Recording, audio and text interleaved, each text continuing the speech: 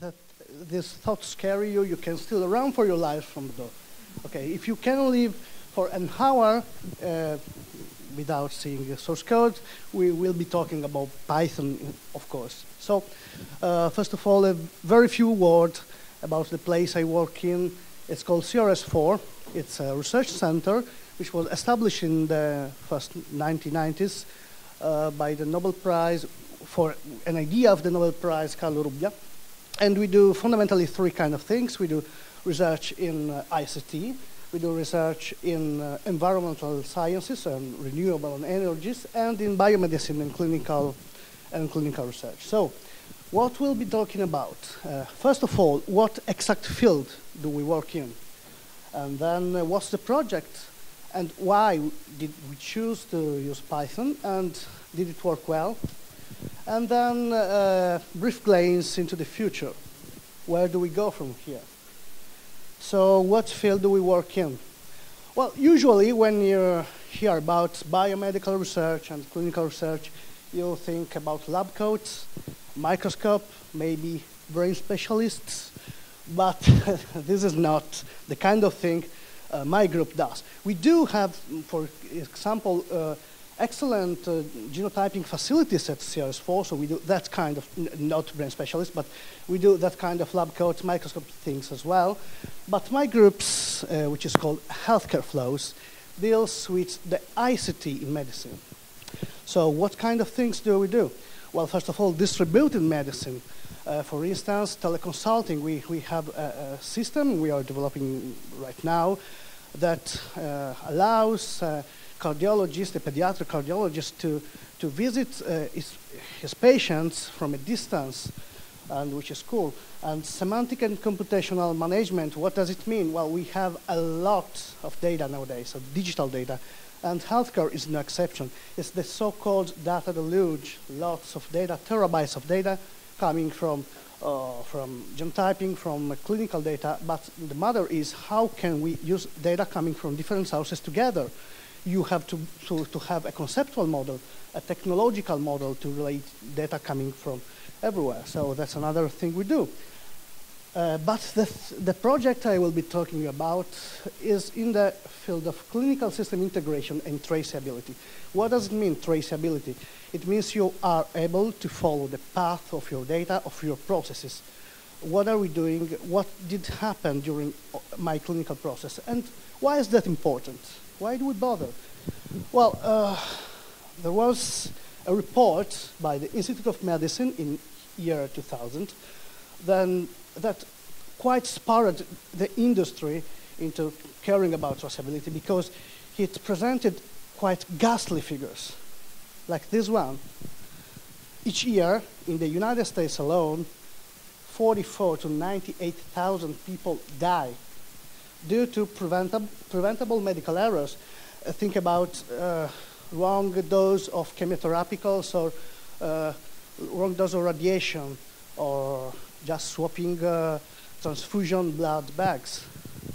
It's a huge number, and it's scary by itself, but to better put things in perspective, I present here it, besides other common death causes for the United States. So as you can see, it's actually easier, more probable, to die for medical errors than for breast cancer, and 10 times easier to die from a medical error than from a motorcycle accident. So it's unacceptable. And so how do we solve the problem? Well, we are developers, we are ICT workers, so my first thought was, well, we could use computers. That's why we are developers, because we believe in the possibility of solving problems with the aid of computers. And there are studies, recent studies, that show a positive correlation between the use of ICT and the safety and the efficiency of care. This is one study carried out during 2 years in Texas, 41 hospitals, about 170,000 patients. So it's a big study. And it has found some correlation. So how how much ICT are we doing at the moment in the healthcare sector? Well, I have this figure for Italy, which is 1 billion euros. Sounds like a very big sum, but it's not. Why? Because if you think about the dimension of the whole healthcare sector, it's about 7% of Italian GDP, which means more than 240 billion euros, which is, I think, nowadays a gazillion dollars or something. And this makes this a very small sum. And if you look at the figures, you'll see that actually healthcare is the sector where ICT is more underutilized. And not only in Italy, it's the same at European level, it's the same in the United States as well. So it's the hardest sector, and we don't do enough ICT. But there's more. How do physicians actually use computers? What for?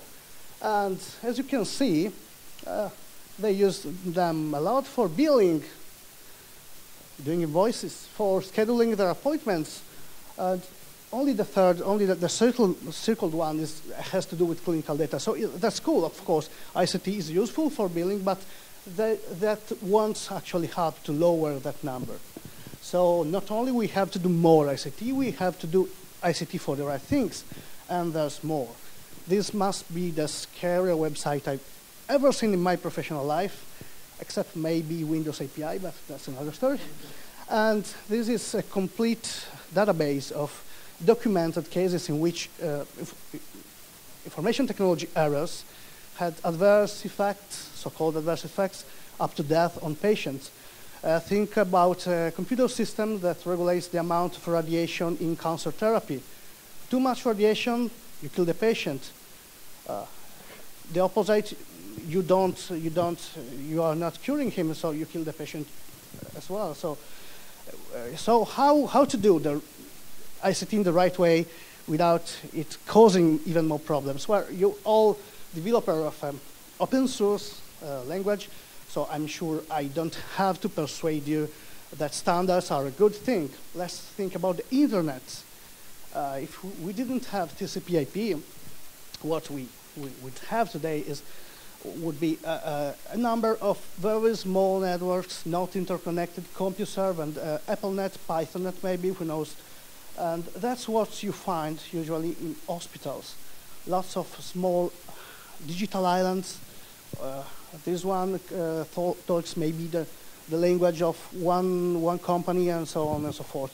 But we do have work undergoing. We have, for instance, H level 7, health level 7, and the level 7 refers to the ISO OSI stack. So it's for application, for clinical applications. It's a global authority with members everywhere in the world, and they do standards for interoperability documents, and the main standards are called like the organization, which is convenient because one less thing to remember. And version 2 is a pipe text format separated by pipes. Version 3 is more XML-like. And so that's nice, but it's not enough, because we can have systems that can talk between themselves, and this is very important because you don't have to go in front of the monitor and write out stuff in paper and do data entry again, which actually happens, but it's not enough, because one of the most difficult things in the field of healthcare nowadays is that hospitals are a hugely complex environment. You have dozens of professionals from different backgrounds. Not all are physicians. There are nurses. There are our colleagues, of course, system administrator, and patients as well, which rarely are physicians. So a lot of persons trying to work for the same way and for the same reason. And of course, we have dozens of different processes. We have patient admission, we have surgery, we have ER, we have exams, and a lot of stuff to do. And you have to do that too in a standard way, because it's very important, the order in which you do things, the data path between systems when you do an exam, and so on and so forth. So there's another organization, IHE, integrating the healthcare environment, that does just that. You can see it has about 500 members. We are there in there. or industrial pattern is in there, and so on. What they do is publish manuals, documents, they call transactions and profiles. From a developer's point of view, they're just huge collection of use cases. The very UML meaning of the word. They have actors, they have sequence diagrams. So if you have to implement something, laboratory medicine, you find the exact procedures in the manual, how you are supposed to do it, what message should be passed around, which is very important. So what's the project? Of course, we wanted to bring IHE standards and HL7 into the real world, into the clinical world. Where to start? As I've said to you before, there are dozens of different things that happen in a hospital. Where to start? You have to start somewhere physically. And so we started from this 6, 7 times out of 10. What happens in medicine, especially critical decision making, which means do we do surgery, do we sever his limb, and so on and so forth. Of course, it's leveraged by laboratory exams. I think it has happened to every one of us. You go to the physician, she's not very sure, so let's do maybe this and this and this blood tests. And of course, if the data is wrong, the decision will be probably wrong as well. So that's where we decided to start. And we have some data about where the mistakes happen in this process. And you see, this is the core business. This is the blood or specimen being taken and analyzed. And it's surprising that only 1 error out of 10 happens here. Why? Well, because a laboratory is quite an homogeneous environment. It's full of the same type of professional lab technicians that are trained to do that kind of work. Most exams are performed by machines, by robots. And so over the years, just using common quality control techniques, it has become a very safe environment. But 3 errors out of 10 happen even before. 6 errors, sorry, out of 10 happens even before getting to the laboratory. How is that possible? I mean, we don't have the test. How can you be wrong? Is there a time machine? No.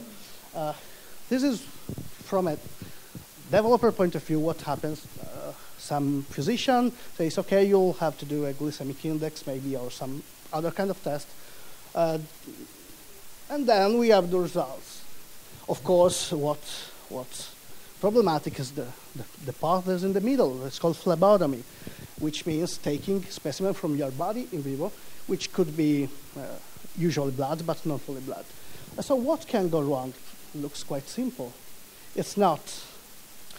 First of all, if there are systems that are not interconnected, there are a lot of typing errors. So maybe you are named one way, but the nurse types it's wrong, and there's patient misidentification.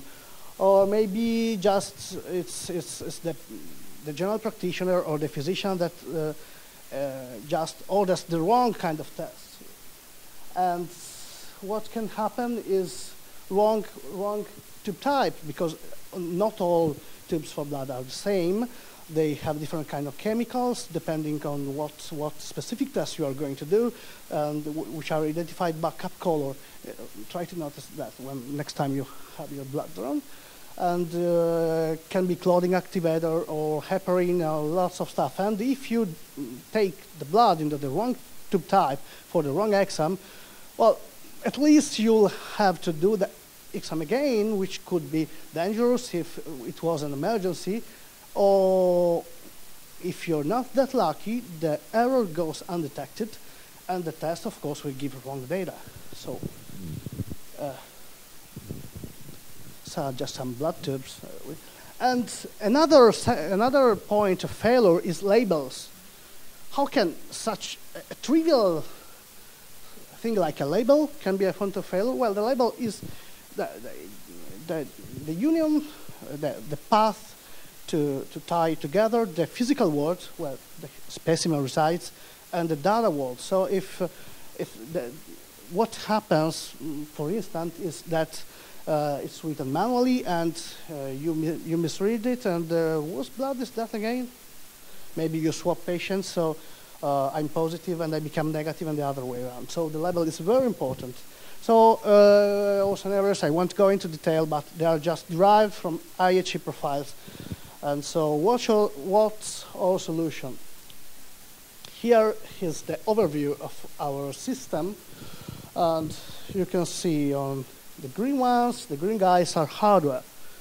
Our industrial partner called Impeco, it's a group which was leader in laboratory automation, so they really know their way in medical robots and so on and so forth, has made two labelers, which are just robots that can process tubes, they can apply label in a very good way, they can print them clearly, they have sensor, for instance, to read cup colors. Wait a minute, this is pink, it is supposed to be red, you're wrong. And that kind of stuff. Of course, this is very good, but if this is the heart of the system, it can't really know what you are supposed to do,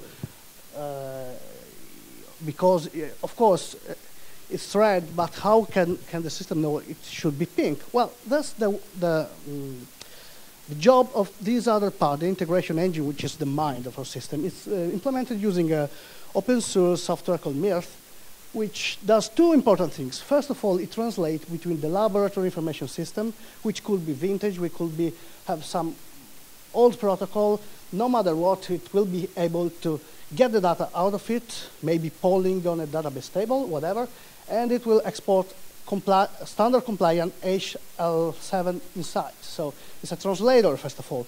But then again, it implements IHE actors. It decides what message gets passed when an exam is inserted into the list. So it's the real mind of the system. And then we have apps, applications that are used by the nurses and by the lab technicians and so on and so forth.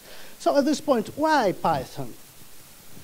Well, we had why and how. First of all, why we had some requirements, of course, for this project, and I want to show you. First of all, we wanted our code to be very readable. Why? Well, because first of all, not all of professionals involved in this project were and are developers. There are, for instance, mechanical engineers doing the hardware part, and they're not programmers. So if you have readable code, you can use it to pass along ideas in a very precise way. You can do that if it's full of technical details like public-private implements, throws, and so on and so forth. And besides, this is in an environment, a field where code audits should be very frequent. Sometimes they are required. Sometimes you just want to do them because it's better to do them. And as the shorter and the more readable the code is, the easier it is to perform them. Second requirement, agility. Why? Because in this field we have lots of standards, laws, and regulation. And if you have a client from a new nation, you have to think things again because you could have something new. And every hospital and institution has their requirements. And besides, we are a research center working with an industry. So if requirements change, it's positive because it means we are exchanging our knowledge. They change their view of the problem, and we do as well. So we must be ready to change when it's needed. Third, portability, because in the real world, there's a lot of stuff. Completeness. We had a lot of different ICT needs for a project of this scope, and we needed something that could have a lot of libraries, a lot of features. And last, ease of deployment. We don't want to have to keep track of 100 external packages, to keep track of packages being discontinued or not backwards compatible anymore. So as few as external libraries as possible. Let's have a see at the requirements. It does ring a bell, doesn't it? Those are simply Python's best features. It's readable, it's executable pseudocode. It's very agile and it's portable. It comes with batteries, we all know that. And because it comes with batteries, we don't have to keep track of a lot of external libraries. And then how? If you tried to get Python in the enterprise, you know, you will going to find some resistance. Definitely, yes. I know you tried. And what kind of argument our partner or industrial partner wasn't so keen? What kind of argument did they use? Well, it's not Java. Oh, I know it's not Java. That's why I want to use it. So, and how did I counter this argument? Well, of course, you can show them the usual use cases. You see, Google uses it, and ILM as well. And yes, that works up to a point. What I did was just implement a first prototype of the system, which sort of worked. And then they were, oh yes, oh, this is nice, but you got this wrong, you got to fix it. So my advice, what I call the first law of Python advocacy, is shut up and show them a prototype, a working prototype. Of course, it's not mine, it's Eric Raymond's, shut up and show them the code. And then this worked, because Python is very capable of promoting itself once they can see. We know how fast it is, they don't, so show them. And a few weeks ago, something happened that was beyond my wildest expectations. Some guy coming from the hardware staff, which is another city, came and said, oh yes, we're doing stress tests for components, we do them in Python. What? Yeah, it's so easy, you use for in range, and if not, it's easy. Indeed. And I didn't suggest that. It was Python. They have so, how? So that's the zeroth law of Python. So you already using Python. So how did it work? This is the part of the project in which we use Python, which is 90%. So I'll show you just a few snapshots around to give a quick idea. Hardware drivers, a lot of hardware, different systems, firmwares, and the barcode reader, and the printer, and whatnot. So by serial, Python USB, there's a lot of stuff in Python. If there is not just UC types, we're talking about machines that have operational in bottlenecks, that is mechanics, because it's in seconds, so who cares about the overhead? We used the module struct, which is fantastic, and I'll have a lightning talk at 6:30 if you want to come. And so they had just this nice.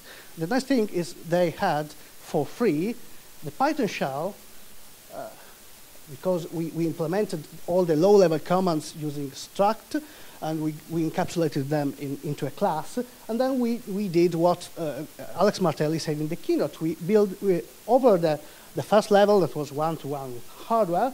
We built second level and third level, higher level APIs. And so just opening the Python shell and instantiating the class, they had a console that could drive the hardware, which was very cool. Asynchronous messages in the networking. If you remember the project diagram, pretend to do. If you don't, there was in the middle something called a dispatcher that emerged from refactoring, because everyone was talking with everyone else, which is never a good idea. So we put this thing in the middle that passes message around and so on and so forth. And it must be done in a synchronous way, because the system can't just hang when you have an exam coming in. So how did we solve it? Twisted, of course.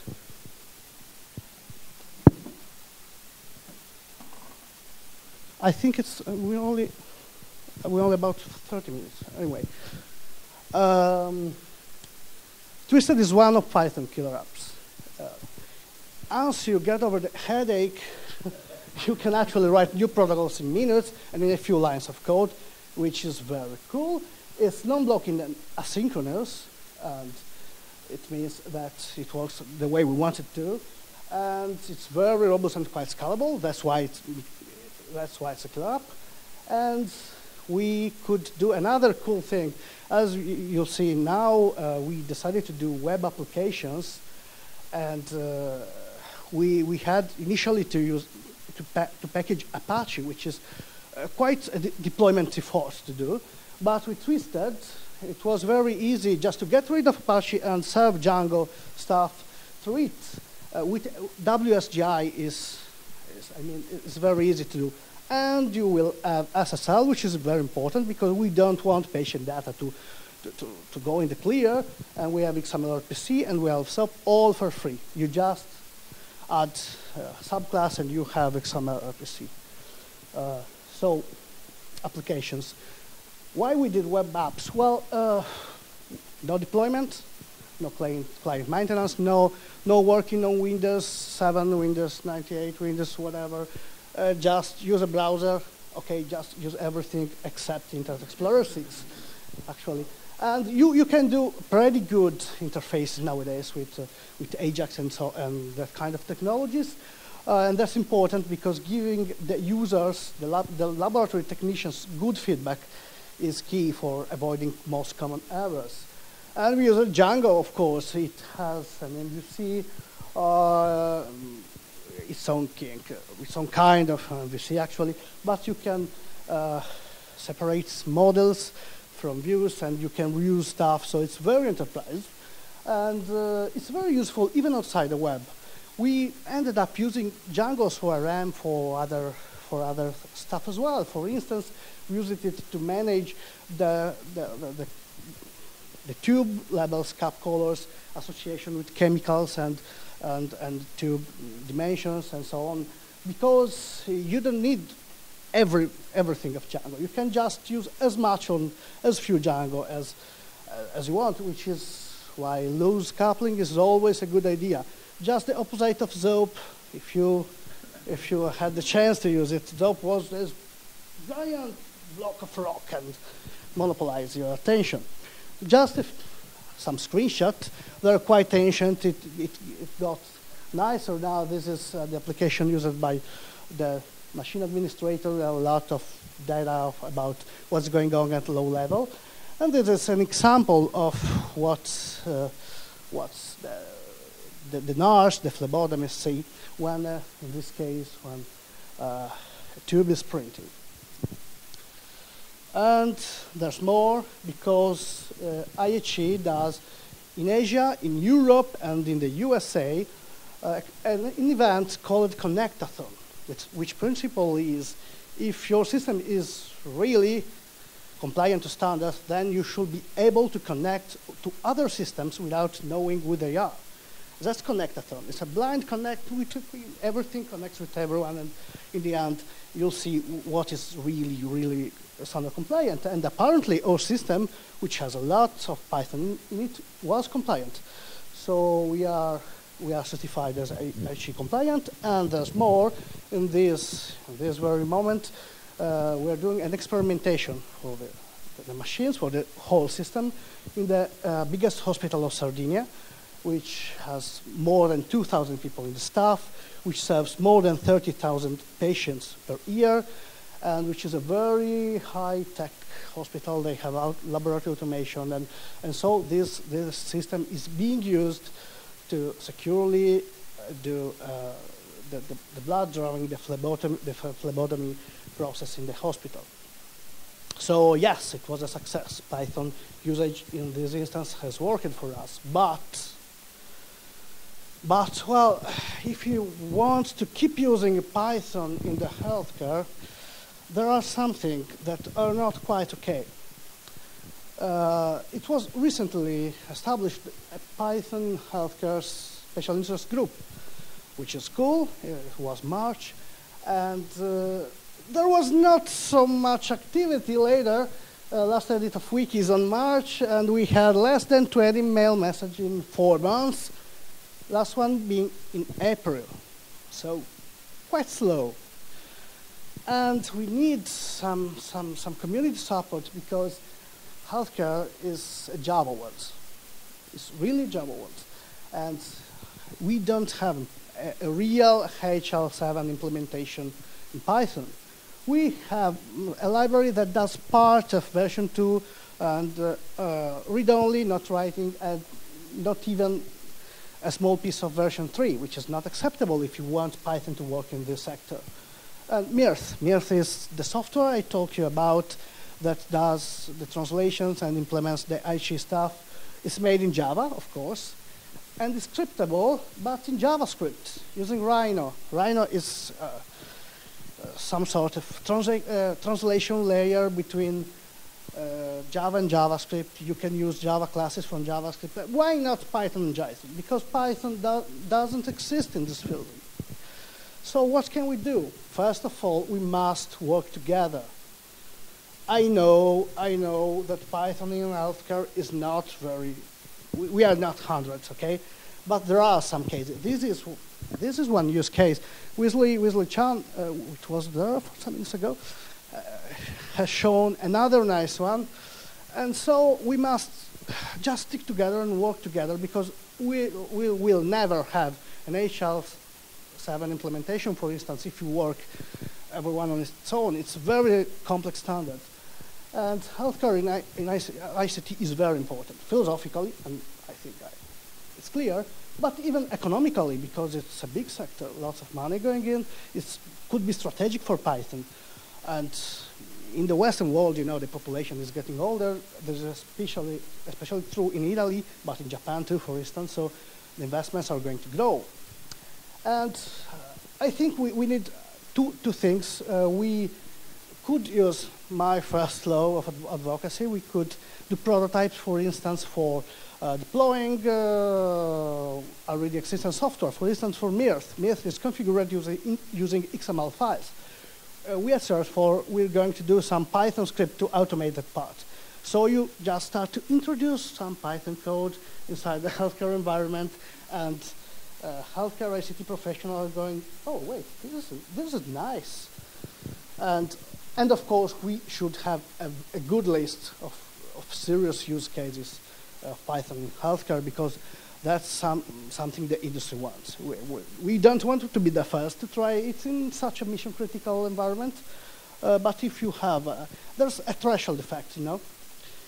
It's the same for technology adoption. One phone in the world, not very useful, even if you like yourself very much, but not very useful. Two phones could be useful if the other phone does not belong to some boring person. 20 phones are much better.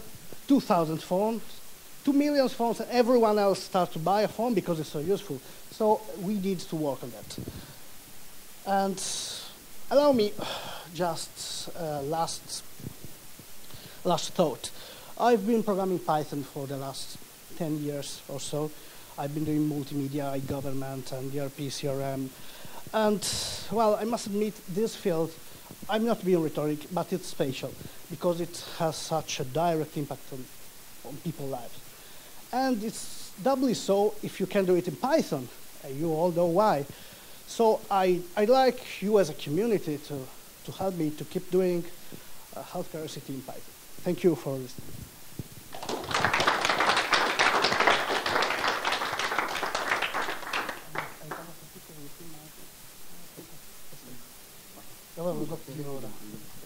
And if you have questions of any kind, insults, no, not insults.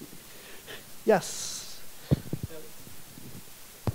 When you mentioned the reasons why you decided to use Python, you said that in the team you had people that weren't developers. Does this mean that these people read the code and write code, or how? Yes, actually they do, like the example I gave you about mechanical engineers using Python to do stress tests. Because it becomes, you know, to learn Python for such a task, it only gets a few hours. But if you use Java, maybe it's more difficult. But our goal was not everyone will be writing code, but just we must have something that you can show, and they can get the general idea of is it okay if it works that way, if that part of the machine moves, then these other things happen. You know, Python is quite valuable from that point of view. And I meant the large team, including our industrial partner and all. But yes, what I wanted what we wanted was people can read the code and have a general idea. What happened was people started to use Python to write the code, which is very cool. When I see non-developers using Python to do stuff, because it's quite easy to do, it's always nice. Other questions? No? So thank you for listening again.